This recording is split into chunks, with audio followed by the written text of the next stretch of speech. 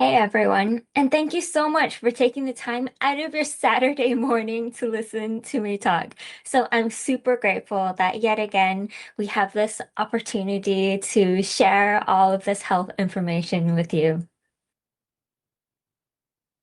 Dr. E, every year, flu season reminds us just how much we rely on our immune system to stay healthy, right? Yet many people still confuse bacteria with viruses. So, Dr. E, how do bacteria and viruses differ?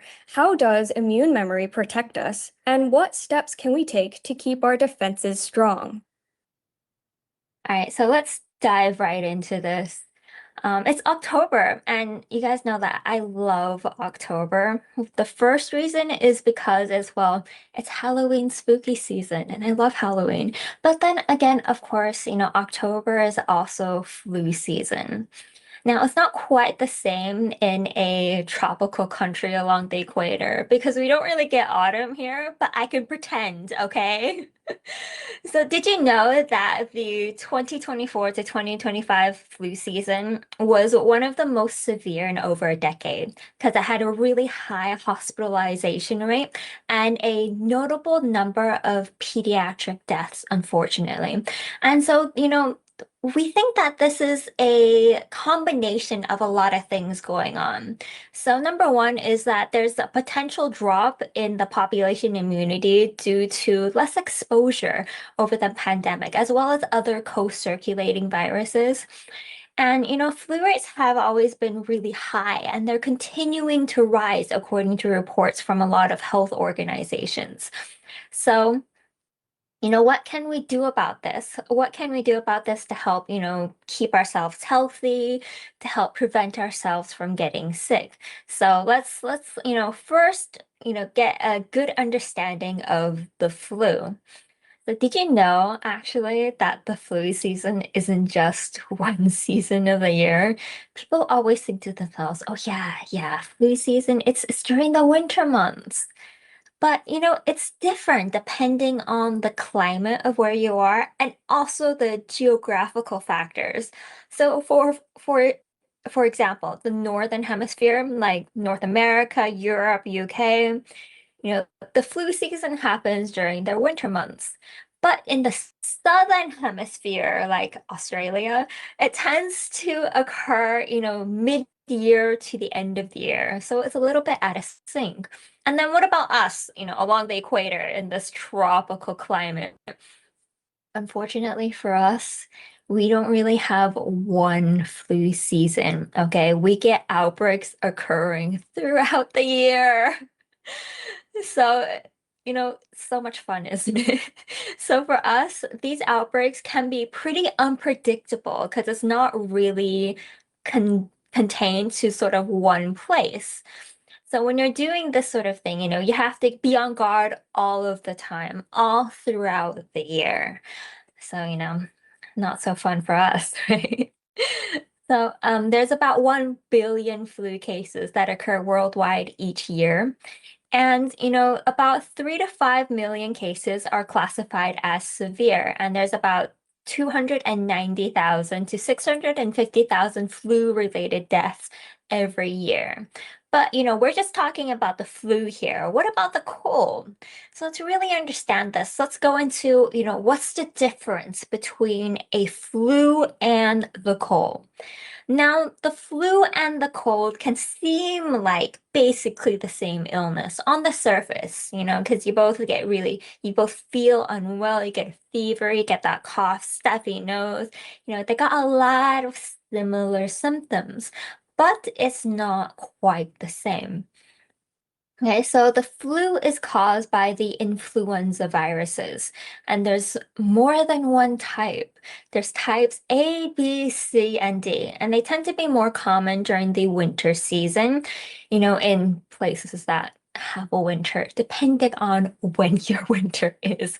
So you remember northern and the southern hemispheres, because the winter seasons are a little bit different. All right, so what about all these different types?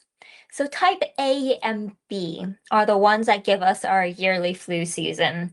Type A is the worst one, it's worse than B.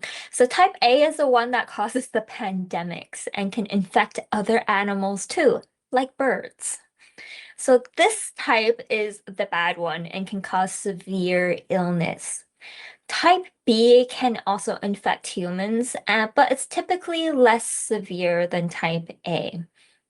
Type C, it's as we go on, it gets less and less severe. Type C only causes very mild human illness, so we don't really worry about that.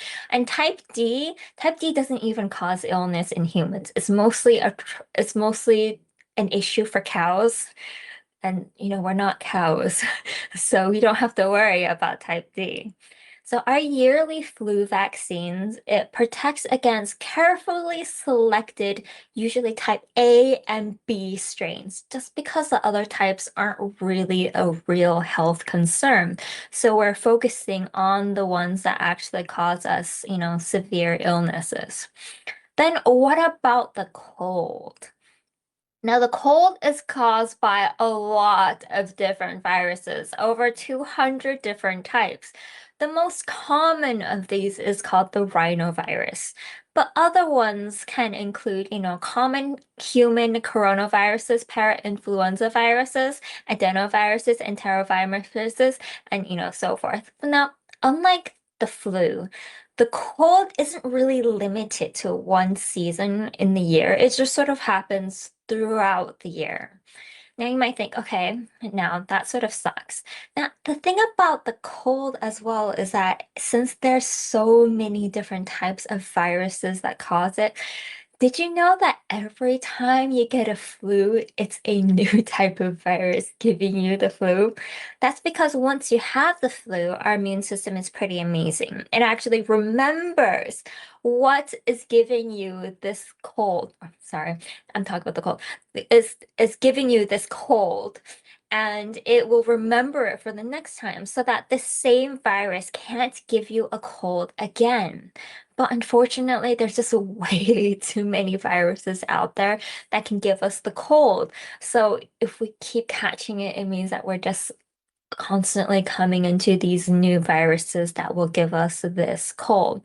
And then you might think to yourself, okay, I know that the cold can happen throughout the year and it's not really, limited to a season, but why do I always get sick when I'm on vacation? Does that ever happen to you? Right? It's a common enough occurrence that it's got its own name and it's called leisure sickness. I'm sure you know someone, or maybe it's happened to you, where as soon as you get off work, you are so happy you're done, you're off on your vacation, and then you get sick. It sucks, right? Now, there's several theories about why this might be the case. The first is that when we finally get the chance to relax, the stress hormones that help us cope with work deadlines get sort of out of balance and it leaves us open to infection. Adrenaline helps us cope with stress. So, of course, when you're working hard, you're sort of caught up in what you need to get done. You've got a lot of this adrenaline going through you, you've got a lot of these stress hormones going through you. And it actually helps boost the immune system temporarily to help you fight infections and keep us well. But it comes at a cost. All right. So this is only a temporary boost, but it's of a long period over time, it can have detrimental effects on your immune system. Then again, it might be because, we were sick all along, that we were so busy and determined to battle on until our holiday finally gets here, that we don't even notice that we're sick. It happens. You're so focused on something. Sometimes you can get so caught up in work, or even just like me, I get so caught up in work that I don't even feel like I'm hungry or thirsty. It's only when I finally take a break that it hits me and I'm like, oh my gosh, I'm starving. So I can see how people can be sick, but because they're so focused on getting things done, you don't really notice how sick you are. Now, this is certainly the case because psychologists have found that, the more that's going around a person, the less focused they are on certain things, and the less that's going around a person, the worse they might report their symptoms are.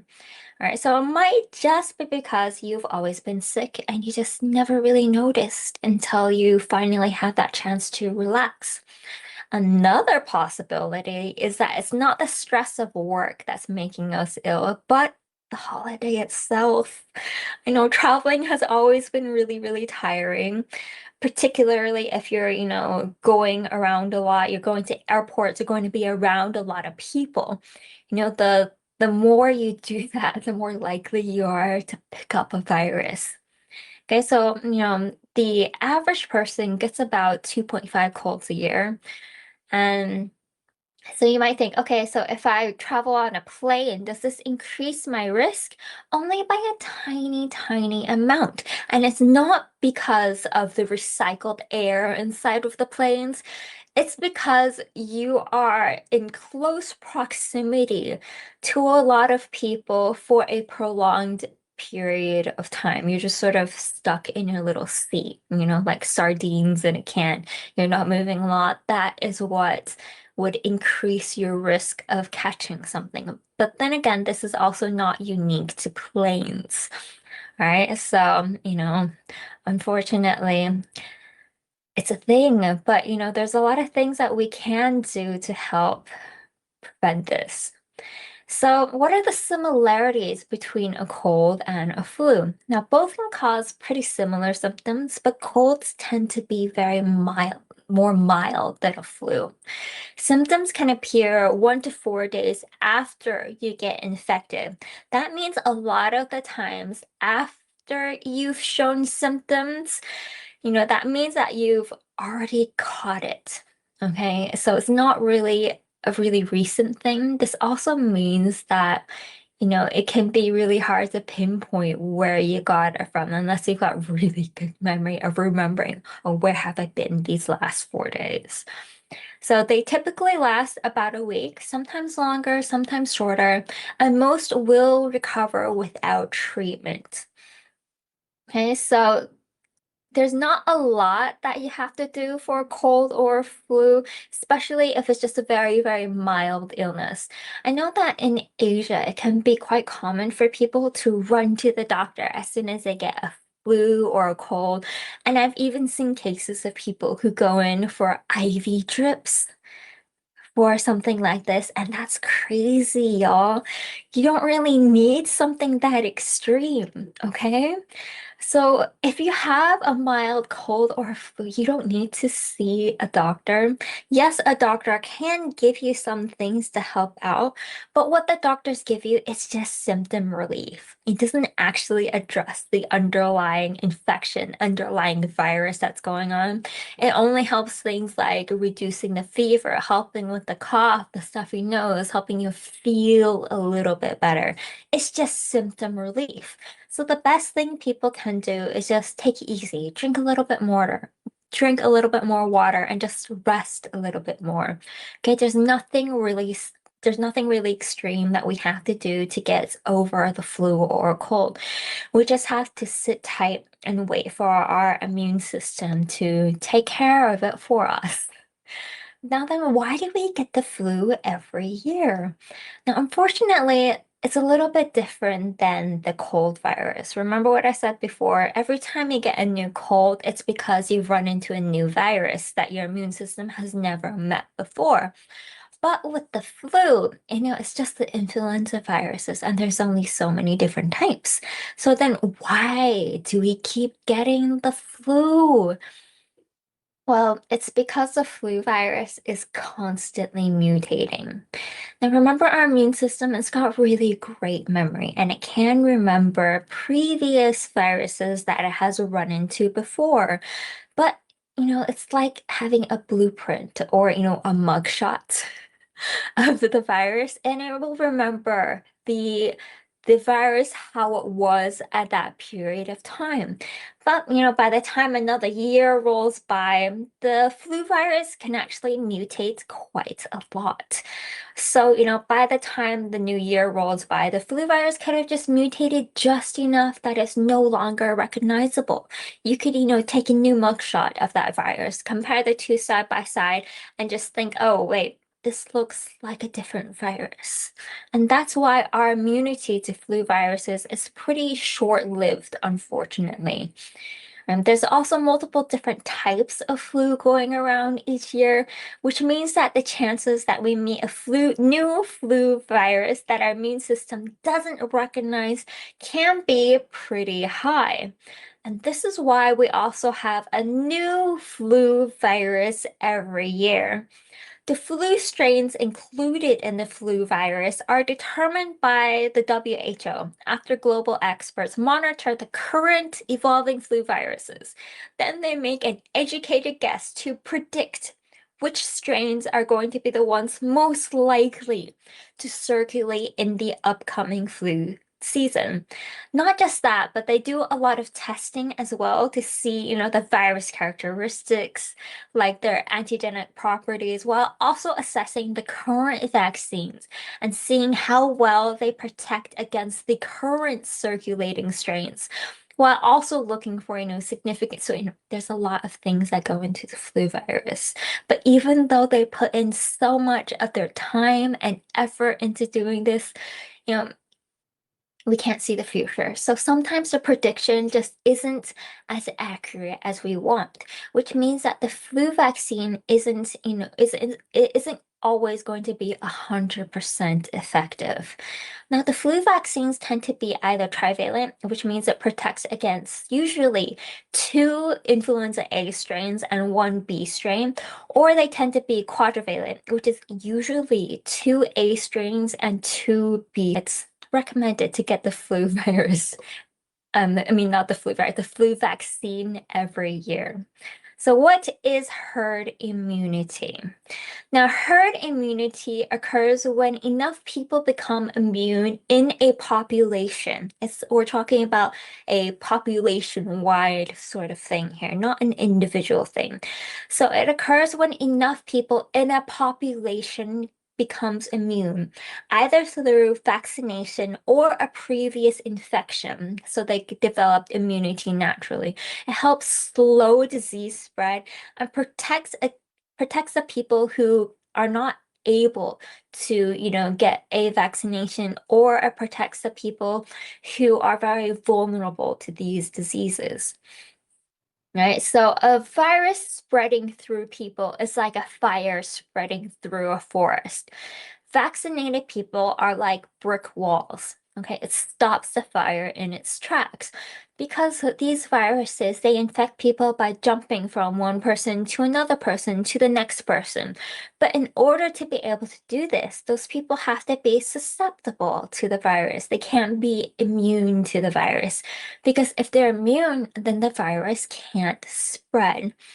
Right, so all of these people with immunity, whether through vaccinations or because they just caught it before, they're like brick walls and they stop that fire in its track. And by doing this, they're protecting the more vulnerable people of the population.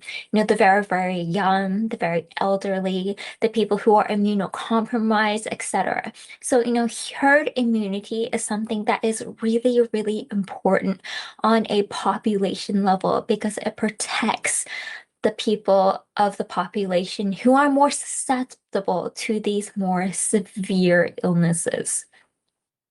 So why do some people die from the flu and others don't? Well, there are some risk factors, for example, the elderly and young children, and this is because they have weaker immune systems. Young children, just because they're very, very young, their immune system is a little bit weaker just because it hasn't matured and it's still learning the ropes. The elderly, well, it's just one of those things that happens over time. The other people who are at more risk are the ones who have chronic illnesses. For example, people who have diabetes, heart disease, asthma, cancer, etc., etc.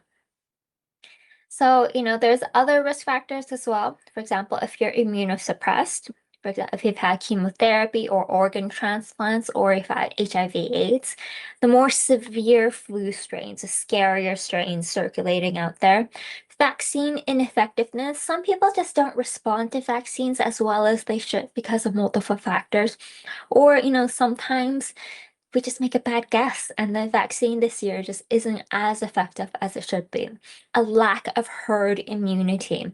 So if you got a fire raging through a forest and you've got nothing to stop the fire, well, there's going to be a lot of trees that are going to be harmed, and the rapid virus spread.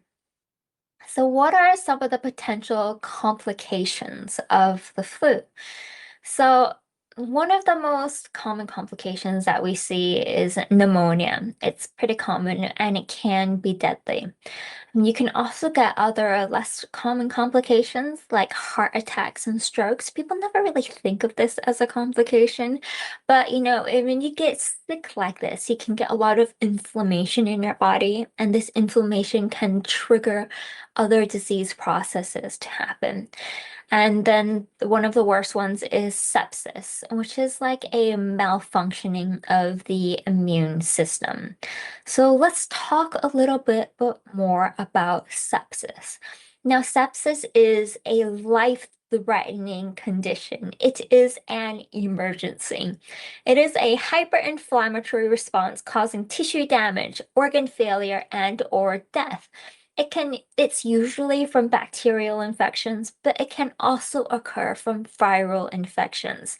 So you get symptoms like really bad fever, chills, breathlessness, a rapid heart rate, pain, sweaty skin, confusion, etc., etc. Now, a lot of people think that sepsis is caused by, the infection itself. And yes, while it is sort of triggered by the infection, it is actually your immune system going into hyperdrive. Now, normally, when you get a germ in your body, your immune system sends a targeted team to fight off, like a small, strike team to take out the invader. But in sepsis, this response goes haywire. So instead of staying in a very localized area of just having your very precision controlled strike by the immune system, it starts setting off attacks and alarms everywhere and starts flooding the body with these sort of inflammatory chemicals. And this sort of overwhelming, inappropriate response can cause a lot of issues. It can cause your blood vessels to leak, your blood pressure to crash, your organs to lose oxygen, etc., etc. So in the end, it's not really the bacteria or the virus doing the vast majority of the main damage. Yes, it is still causing damage, but it's more the body's sort of panicked response trying to save you, causing a lot of collateral damage. Okay, so a lot of people think, oh, does this mean that my immune system is too strong? Is it because it's too strong of a response? But that's not quite right. Okay, so it's not that the immune system is too strong, it's that it's misfiring. It's reacting in the wrong way. So for example, it's like, your immune system isn't lifting too much weight. If you think of your immune system like a bodybuilder, bodybuilders can lift a lot of weight. They're really, really strong, and that's great for them, right? So, but think of when a bodybuilder lifts their heavy weights, right? They're doing it in a very controlled manner, you know? So, you lift it, you do whatever movement they're trying to do, and then they put it back down where it should be going down, right? So, that's correct and that's right. But you can think of sepsis as this bodybuilder going haywire. Instead of lifting these weights in a controlled manner, they're taking these weights and then just throwing them around the room. When you do this, you're causing a lot of damage. So it's not about the strength, it's about the control.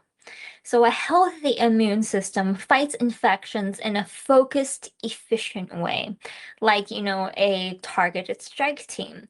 But in sepsis, it's more like, it panics. it doesn't know what to do anymore and it starts attacking everywhere. Right, the germs and the healthy tissue, and this sort of response goes haywire, causing too much collateral damage. Okay, so it is something that is very, very dangerous and it is a medical emergency. In the worst cases, it can progress to septic shock, which is critically low blood pressure. You get a super high heart rate because at that point, even your heart is panicking. It's going, oh my gosh, the blood pressure is too low. I have to pump faster to bring the blood pressure up.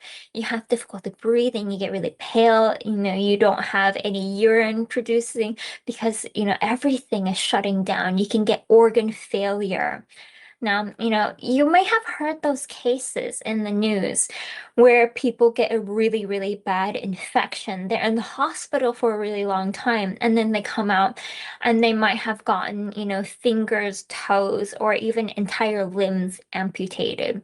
Now, a lot of people assume this is because of the bacterial infection or viral infection causing the sort of damage, but it's not actually. The reason why a lot of people will lose, fingers or toes or even limbs in sepsis is because of the low blood pressure. It's because of the septic shock. It's because when your blood pressure is that low, you don't deliver enough oxygen to your extremities, like your toes, your fingers. And so those bits of your body start dying off. And there's only so much doctors can do to force the blood pressure higher. Right. So, and this is why people might have, that terrible complication with septic shock.